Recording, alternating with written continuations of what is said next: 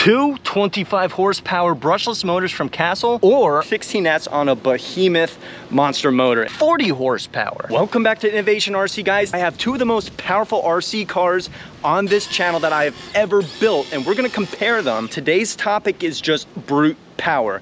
Which one would you pick? Two choices that you guys have to choose from is going to be Project Megalodon. He is my Arrma Limitless 16S. He is the highest voltage RC car I have ever built ever. And then as for option B, we have Colossus, who is the dual motor Kraton 8S that actually pulled a real deal school bus. Yeah, when it comes to brute power and strength, the buck stops there. But can Megalodon top that with a motor that is actually larger than what Colossus has? You could either run two big motors on 8S or 16S on a behemoth monster motor. And that's what we're gonna be comparing today. And I want you guys to choose and let me know in the comments which one is the victor when it comes to just brute power. Now, if you guys find that interesting, make sure you drop a like and subscribe for more, because we're gonna hop into this right now.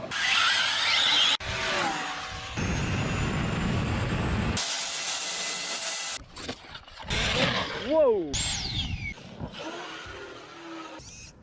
Now we're going to be classifying each of these vehicles based on the attribute with what I'm going to be saying. So the first part is speed. Now obviously the Arrma Limitless, you just can't top it. It's probably the pinnacle of speed cars in the RC world in general. What I will say, and if you guys don't know, years ago when I originally unboxed my Kraton 8S, this exact car, I made sure he broke over 100 miles an hour on his first run ever. And I do actually have a link right up there if you guys want to see it. So I will say, I mean, obviously the Arrma Limitless makes 100 miles an hour look slow, but to get a large scale truck up to that kind of speed, it's pretty impressive. But it's definitely not topping the Arrma Limitless. I will have to say Megalodon certainly beats Colossus speed-wise. Now as for our next topic, we have price. And of course, that's really going to depend on how much you want to spend on the vehicle. And you can make these vehicles slightly cheaper based on what you put in them, but how they want to perform, there are some things that you need to get. We have Megalodon, which is about $3,000 all in. And yeah, it could be more expensive or less, but exactly how this one is, we're about $3,000, not including the batteries. Now, Colossus over here, he's going to be about $3,300. Whatever this guy is, Colossus will be slightly more than that, only because of the systems. He's not running one big old system, he's running two. For the most part, another $200-300 on top of whatever Megalodon be priced out as. I mean, plus the tires alone are almost $200. I mean, they're the big old Badlands, and they're pretty much the best basher tire you could get for 5th scale. When it comes to proportion with how much more is into this Limitless, there's a lot more into this Limitless than the Kraton 8S. So pretty much Megalodon beats Colossus when it comes to affordability, literally by a hair. Now our next topic is going to be upgrades. Now, which vehicle has basically more upgrades on it?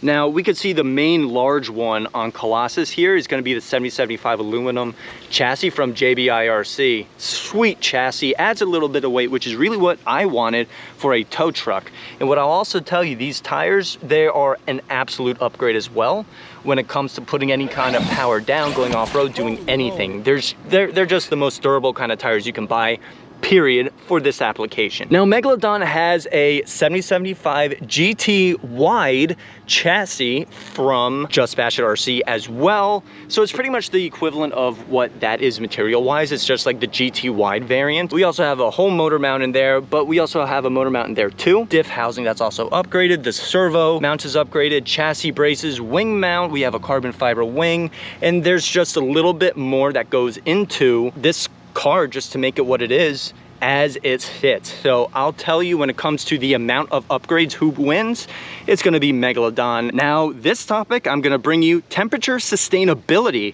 pretty much how efficient the systems run based on how they are set up and what they are able to do. Obviously with Megalodon, with a top speed of 105 miles an hour to play around and bash with, he never gets hot at that speed. Most temperature that I've ever seen come from the motor is about 110 degrees. On 16S, that's when we start to push some heat, but even then, so I've only seen a peak of 122 degrees on the motor, and that's after bashing. Now comparing to Colossus, he's not going to do anywhere near that speed. Now of course that's because you guys could see the gears on the motor are crazy small. For the most part, the spur is very big. Colossus has a top speed of about 8 miles an hour, embarrassingly enough. But with the trade-off of that is that he was able to pull a freaking school bus. Now, obviously, this is a clear win for Colossus when it comes to temperature sustainability, but nonetheless, Megalodon really has his own place because he's also doing about 12 times the speed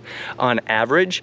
But yeah, temperatures are great on Megalodon and they're sustained for the whole battery life. Colossus basically never ever gets hot. He won't and he can't. I could stand on him with him basically running throughout the whole battery life and he will never get hot. Now, as for the last category, I'm going to pretty much categorize this as overall achievement, which is pretty much the coolest thing each of these things have pretty much accomplished. So I'm gonna start off with Megalodon. He is, for the most part, the highest voltage RC car on the channel, which is really cool because 16S is just absolutely godlike, and I can genuinely tell you, I don't wanna run 16S, but it's cool to actually know that, hey, this car actually ran 16S. I enjoyed it. And then as for Colossus, he pulled a freaking school bus. And it's even hard to say that an RC truck was actually able to tow a school bus from a dead stop to make it move again, make it stop, and then go to confirm. So it pulled it twice in a row. Now, I'll have a link right up there if you guys want to see the proof. It's genuinely impressive. It really is. And that's pretty much a big thanks to the gear reduction over there. More impressive enough, I can't believe the transmission and drivetrain actually held up. In my honest opinion, what might be